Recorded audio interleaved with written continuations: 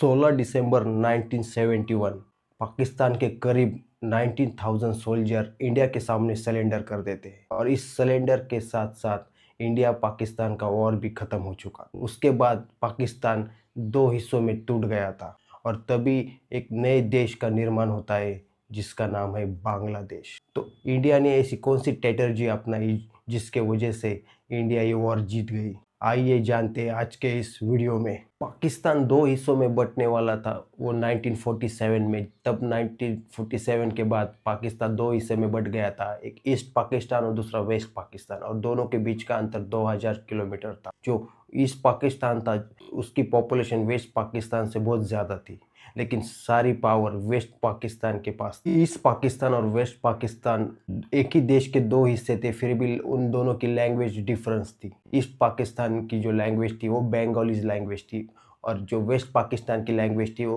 उर्दू और पाकिस्तानी हिंदी लैंग्वेज थी। लेकिन जो वेस्ट पाकिस्तान की जो पॉपुलेशन थी वो कम थी, फिर भी वो ज़्यादातर 70% हिस्सा अपने पास रखते थे और बचा कुछ हिस्सा जो है वो ईस्ट पॉपुलेशन के लिए दिया जाता था। और उसके बाद 1948 में पाकिस्तान जो ईस्ट पाकिस्तान थी उन्होंने उर्दू लैंग्वेज को सख्त कर दिया गया और जो बंगाल की जो लैंग्वेज थी उसे उन्होंने बंद करना शुरू कर दिया और उर्दू लैंग्वेज को ही वहाँ पे एक इंटरनेशनल लैंग्वेज डिक्लेयर कर दिया। और जो बंगाल्स के जो भी करेंसीज थे, वीज़ास थे, जो स्टैम्प्स थे, उन्होंने उनको बैन करना शुरू कर दिया। और ऐसा करने से ईस्ट पाकिस्तान के जो लोग थे उनकी वेस्ट पाकिस्तान के लोगों के साथ विद्रोह की भावना निर्माण होने लगी और कुछ सालों तक इनके जो हालात थे वो स्टेबल थे, सब ठीक ठाक चल रहा था। लेकिन कुछ सालों के बाद इन दोनों के बीच के जो रिलेशन थे वो खराब होना शुरू हो गए। और फिर उसके बाद 1969 में पाकिस्तान में मिलिट्री रूल्स चल रहे थे और उस कंट्री के जो प्रेसिडेंट थे, मिलिट्री के जो हेड थे, वो जनरल याह्या खान थे। उन्होंने अनाउंस कर दिया कि कुछ सालों में इलेक्शन लगेंगे और फिर से हम डेमोक्रेसी को वापस लाएंगे। और उसके बाद जो जनरल थे याह्या खान, उन्होंने नेशनल असेंबली यानी कि पार्लियामेंट की शुरुआत कर दी थी और ये तय हो चुका था कि ईस्ट की पॉपुलेशन ज़्यादा है तो उनको ये ज़्यादा सीटें दी जाएंगी। और इलेक्शन होने के बाद दिसंबर 1970 में जो ईस्ट की जो पार्टी थी आवामी लीग, उन्होंने कुछ ऐसे शॉकिंग रिजल्ट लाए कि वो देख के सब चौंक गए। उन्होंने 169 सीट लड़वाए थे और उसमें से 167 सीट पे जीत हासिल की। और फिर उसके बाद 313 नेशनल असेंबली सीटों पर एविन लिंक के जो ईस्ट की जो पार्टी थी उन्होंने ज़्यादातर सीटें हासिल कर दी थी। उसके बाद शेख मुजीबुर रहमान दोनों ईस्ट और वेस्ट के पाकिस्तान के प्राइम मिनिस्टर बनने वाले थे। और जो ईस्ट पाकिस्तान की जो अवामी लीग पार्टी थी उसी का ही लीडर अभी पूरे पाकिस्तान का प्राइम मिनिस्टर बनने वाला था, शेख मुजीबुर रहमान। तो ये बात वेस्ट पाकिस्तानियों को पसंद नहीं आई और उसके बाद जो वेस्ट के जो नेता थे, जो मिलिट्री के हेड थे, उनको ये बात मंजूर नहीं हुई थी। तो जो वेस्ट के जो पॉलिटिकल पार्टी थी, पाकिस्तान पीपल पार्टी के जो जुल्फिकार भुट्टो जो हेड थे, तो उन्होंने दूसरे देश के पॉलिटिकल पार्टी के साथ हाथ मिलाना शुरू कर दिया और इसके ऊपर ऑब्जेक्शन लेना शुरू कर दिया कि ये हमें मंजूर नहीं है और ये जो प्राइम मिनिस्टर बने हैं वो कुछ तो गड़बड़ करके ही बने, ऐसा उन्होंने दावा करना शुरू कर दिया। और जो वेस्ट के जो लीडर थे, पाकिस्तानी पीपल पार्टीज के जो लीडर थे जुल्फिकार अली भुट्टो, उन्होंने दूसरे पार्टियों के साथ हाथ मिलाया और जो इसकी जो सरकार बनने वाली थी आवामी लीग पार्टी की, उनको कैंसिल करवाया। तो ईस्ट के लोगों के लिए एक बड़ा मजाक बन चुका था। तो ये वो लोग बिट्रियल फील कर रहे थे। और ये सब होने के बाद उसके बाद जो शेख मुजीबुर रहमान थे, जो ईस्ट पाकिस्तान के जो आवामी पार्टी के लीडर थे, उन्होंने एक नया कोऑपरेशन शुरू कर दिया और उसके बाद मिलिट्री और लोगों के बीच एक क्लैशेस होना शुरू कर दिया और उनकी एक ही डिमांड थी, एक नया देश बांग्लादेश। और जो प्रेसिडेंट थे याह्या खान, उनकी जो ईस्ट पाकिस्तान के ऊपर जो पकड़ थी वो धीरे धीरे छूटती जा रही थी और इसीलिए इस मोमेंट को रोकने के लिए उन्होंने मार्च 1970 में एक मिलिट्री ऑपरेशन कंडक्ट करने का फैसला किया और ब्रुटलिटी की सारे हदें पार कर दी। और उस नया ऑपरेशन में उन्होंने नया नाम दिया ऑपरेशन सर्च लाइट।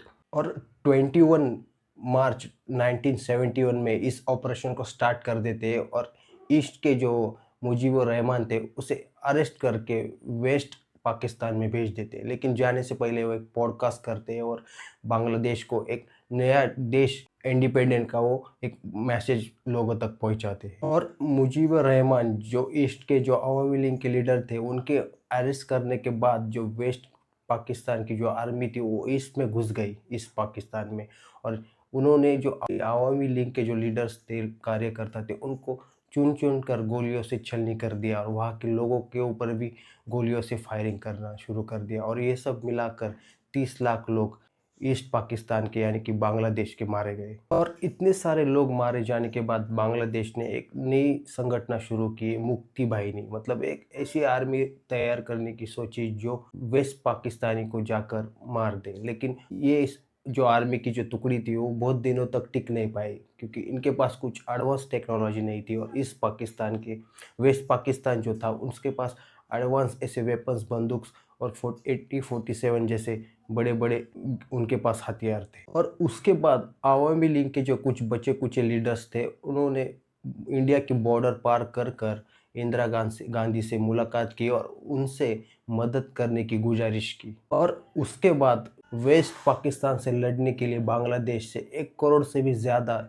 सिविलियंस यानी कि रेफ्यूजी इंडिया की बॉर्डर क्रॉस कर कर वो अंदर आने लगे। और ये जो रेफ्यूजीज थी वो आने के बाद उन्होंने आसाम, बांग्लादेश से आने वाले जो रेफ्यूजी थे उन्होंने आसाम, त्रिपुरा और मध्य प्रदेश जैसे शहरों में उन्होंने पनाह ली थी। हमारे जो इंडिया के जो आर्मी थी उन्होंने भी पूरा गेट, बॉर्डर का गेट खुला छोड़ दिया था इन लोग के लिए, मदद के लिए। और उसके बाद इतने भारी संख्या में, मुझे 1 करोड़ से भी ज़्यादा रेफ्यूजीज इंडिया में आना शुरू हो गए थे। और इनका रहना, खाना, मेडिकल, सारा जो प्रेशर था जो पूरा इंडिया के ऊपर आने लगा था। और उस समय इंडिया की जो इकोनॉमी थी वो इतनी स्ट्रांग नहीं थी, इसके वजह से उन लोग को, इंडिया के लोगों के ऊपर 5% रेफ्यूजी टैक्स लगाना पड़ा था। और जो ये 5% रेफ्यूजी टैक्स था, जो लेटर बेचते समय हम लोग जो बाड़कोर लगाते थे, वो उसके ऊपर देना पड़ता था। और ये इतना बर्डन इतना ज़्यादा था कि इंडिया की इकोनॉमिक्स भी कोलैप्स होने के चांसेस बहुत ज़्यादा थे। और इन सब को हैंडल करने के लिए, मेंटेन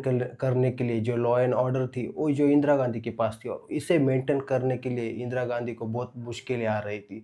और ऊपर से इंडिया पाकिस्तान का भी वॉर शुरू होने वाला था। और उसके बाद मार्च 1971 में Indira Gandhi army chief Sam Ronic Shaw को और कुछ कैबिनेट मिनिस्टर को लेकर एक मीटिंग बनाती है और ऐसी एक मिलिट्री की टुकड़ी बनाती है जो इंडिया और पाकिस्तान और बांग्लादेश को रोक सके और फिर इतने सारे रिफ्यूजीज को वापस बांग्लादेश में भेज सके।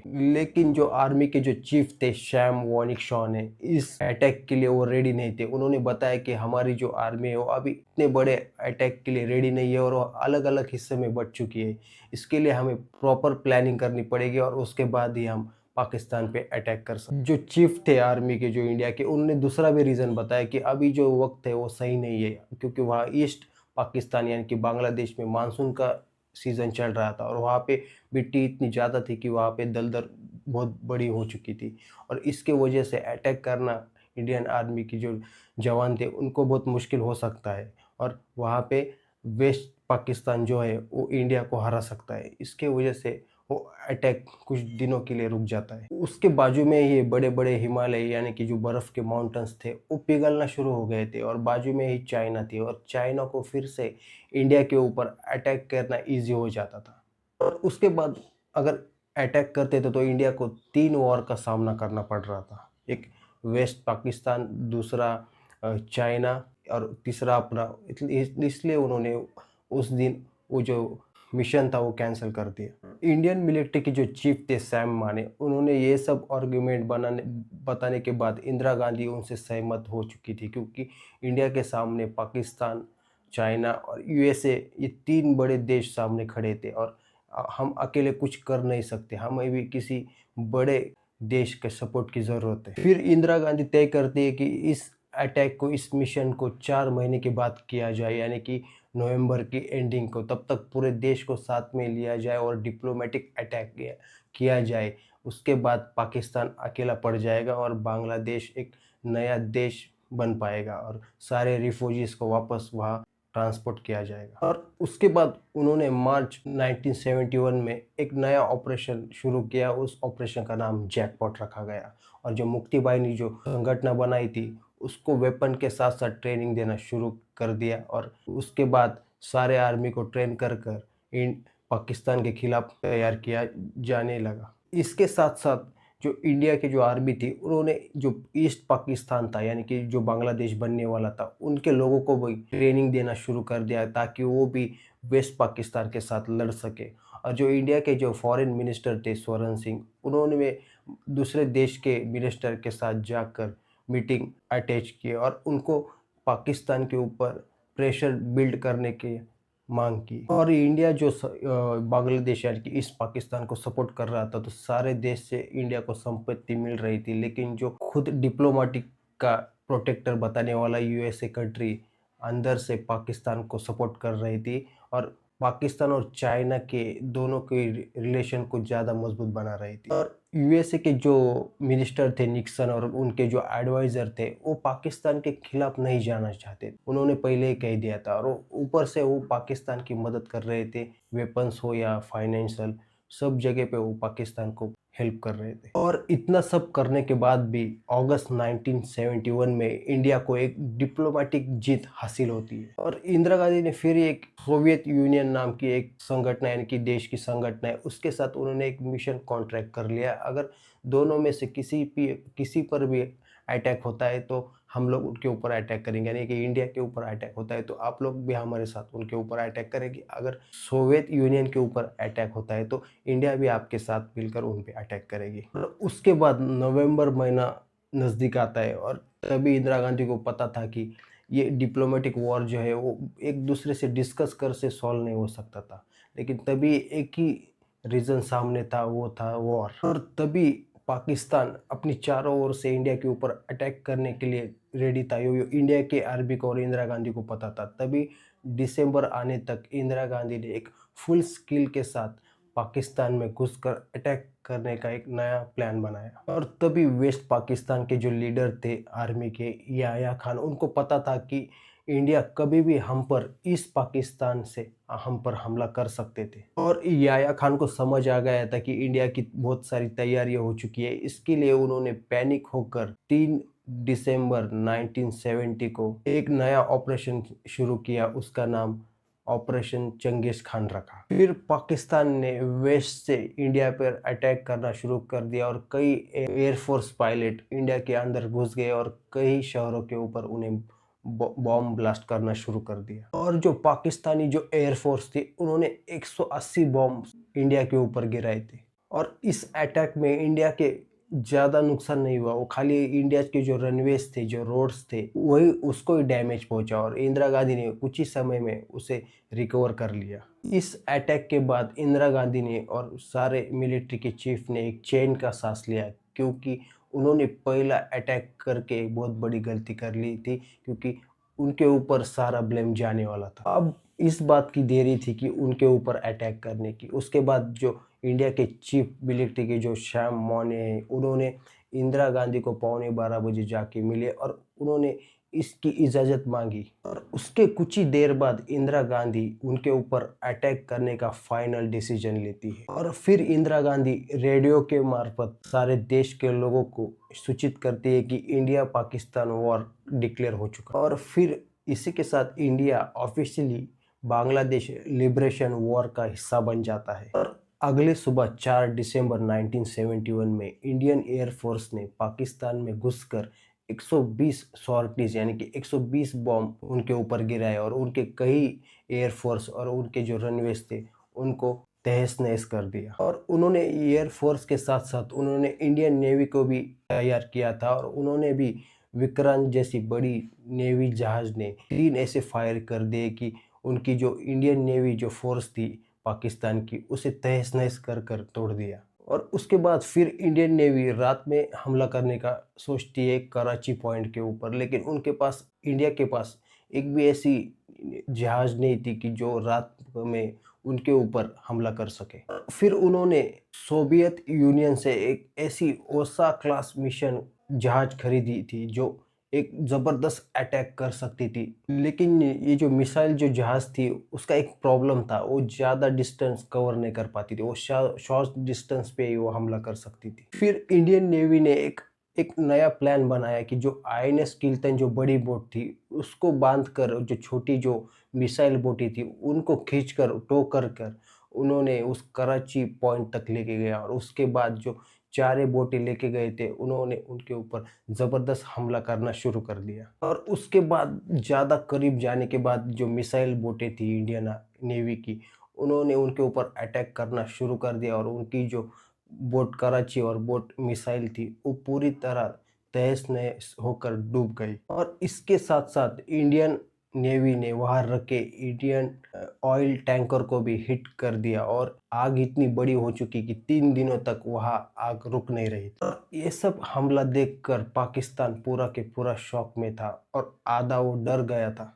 और उसके बाद राजस्थान में एक डेजल टाउन है जिसका नाम है लोंगेवाला। वहाँ पे एक पंजाब की 120 आर्मी की टुकड़ी तैनात थी, और उनके जो लीडर्स थे मेजर के.एस. चांदपुरी, और इनके ऊपर पाकिस्तान के 2 से 3,000 आर्मी ने हमला कर दिया। यानी कि ये 120 थे इंडियन आर्मी, और वो 3,000 यानी कि 120 गुना ज़्यादा। और उनके पास ज़्यादातर टैंक्स थे और बहुत सारी ऐसी बड़ी-बड़ी वेपन्स मिसाइल्स थी। अटैक को मुंहतोड़ जवाब देने के लिए पंजाब के पास 4 एयरक्राफ्ट थे, लेकिन वो रात में अटैक करने के लिए कैपेबल नहीं थे। लेकिन जो 120 आर्मी के जो चीफ हेड थे मेजर चांदपुरी, उनके और पाकिस्तान के 3 आर्मी के बीच 300 मीटर का ही फासला था, लेकिन उनको रात भर रोके रखने का था। इसलिए उन्होंने रात भर उनकी आधी टुकड़ी को वेपन्स के साथ फायर करने के ऑर्डर्स दिए, और कंटिन्यूसली फायर करने रहने के ऑर्डर्स दी।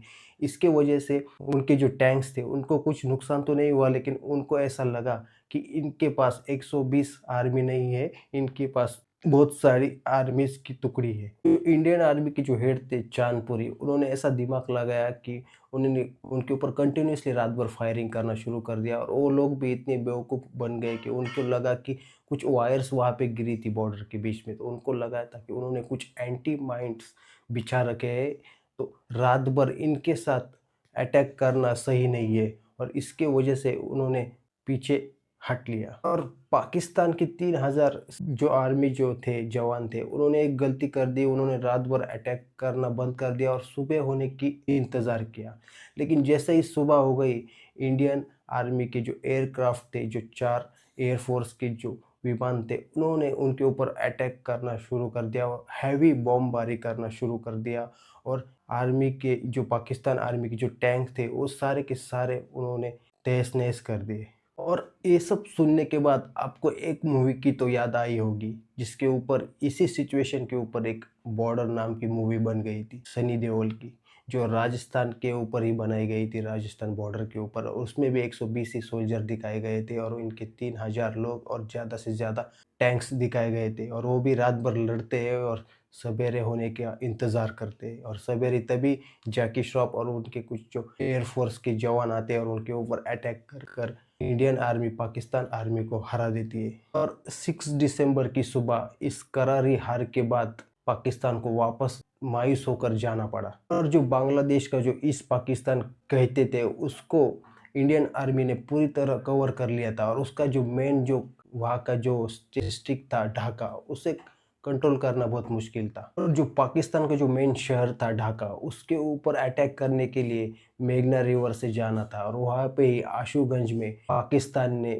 बहुत बड़ी एक आर्मी की टुकड़ी तैनात कर चुकी थी, और उसको ही अटैक करने के बाद ही इंडियन आर्मी ढाका तक पहुंचने वाली थी। और आशुगंज के पास जो इंडियन आर्मी के जो जवान थे, तो उन्होंने जो लीडर थे, उन्होंने बिना लड़े ही एक फैसला कर दिया। उन्होंने एयरक्राफ्ट में सारे सोल्जर यानी कि 40,000 सोल्जर को पिटाकर उन्होंने मेघना रिवर्स के ऊपर जाकर सीधा ढाका में उन्होंने टेक ओवर कर लिया। और वहाँ की जो ढाका के बाजू में जो पाकिस्तान आर्मी थी वो खाली देखते ही रह गई, और चारों ओर से इंडियन आर्मी ढाका की तरफ बढ़ रही थी। और तभी पाकिस्तान के सपोर्ट में एक बड़ा शक्तिशाली देश की एंट्री होती है, और जिस उसका नाम है अमेरिका। यूएसए ने कुछ ऐसी बोट्स थी जो बड़ा अटैक करती थी, कुछ बड़ी बोट्स और कुछ छोटी बोट्स भी उन्होंने तैनात कर दी थी इंडिया के अगेंस्ट। और उसके साथ साथ यूके जो लंदन था, जिसे इंग्लैंड बोला जाता है, तो यूके ने भी बहुत सारे ऐसी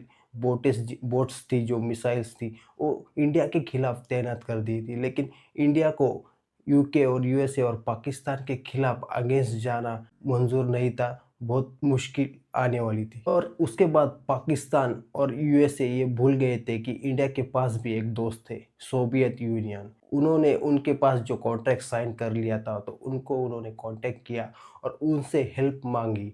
तभी सोवियत यूनियन ने भी अपना जवाब में उन्होंने दो ऐसी बड़ी बड़ी मिसाइल्स बोट यूएसए की तरफ और यूके की तरफ भेज दी और उन्होंने उन दोनों का भी रास्ता रोक लिया। और इसके वजह से इंडिया की मुश्किलें और भी ईजी हो गई। और सोवियत यूनियन ने कहा कि अगर तुम इंडिया के ऊपर हमला करते हो तो हम लोग न्यूक्लियर बॉम्ब का इस्तेमाल करेंगे। इसी डर से यूएसए और यूके ने पीछे हटने का इरादा किया और इसके वजह से इंडिया की सबसे बड़ी मुश्किल अब हल हो चुकी।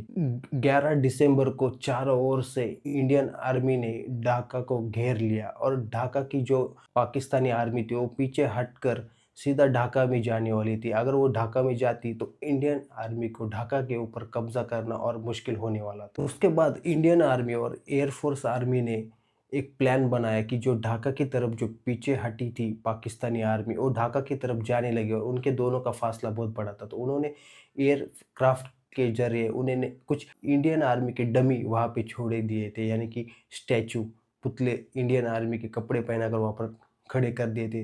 तो दूर से तो उन्हें वो इंडियन आर्मी की बड़ी टुकड़ी लग रही थी। इसके वजह से वो ढाका की तरफ जाने से रुक गए थे। और ये जो प्लान था वो काफ़ी हद तक सक्सेसफुल हो चुका था और पूरा ढाका इंडियन आर्मी से घिर चुका था। और तभी पाकिस्तान सरेंडर करने की कगार पर था। और ढाका में ऐसे कुछ पाकिस्तानी गवर्नर्स बैठे थे जो इंडिया के खिलाफ और कुछ प्लान कर रहे थे। तभी इंडिया के कुछ दो एयरक्राफ्ट ने उड़ान भरी और वहाँ पे जनरल जो ढाका था उसके अंदर जो जनरल गवर्नमेंट थे उनके ऊपर जोरदार हमला करना शुरू कर दिया। और डरते डरते कांपते हुए वो भागने लगे और तभी उन्होंने ढाका का रिजर्वेशन देने की फैसला किया। और उसके बाद पाकिस्तान आर्मी ने हार मान ली थी और पूरी तरह ढाका जो था वो इंडिया के कब्जे में आ चुका था, इंडियन आर्मी के कब्जे में आ चुका था। और जो इंडियन नेवी ने भी पूरी तरह रास्ता रोक लिया था। और पाकिस्तानी ढाका में जो कुछ पाकिस्तानी आर्मी थी वो अपनी जान बचाने के लिए कुछ यूनिवर्सिटी में और कुछ बिल्डिंग में छुप गए थे।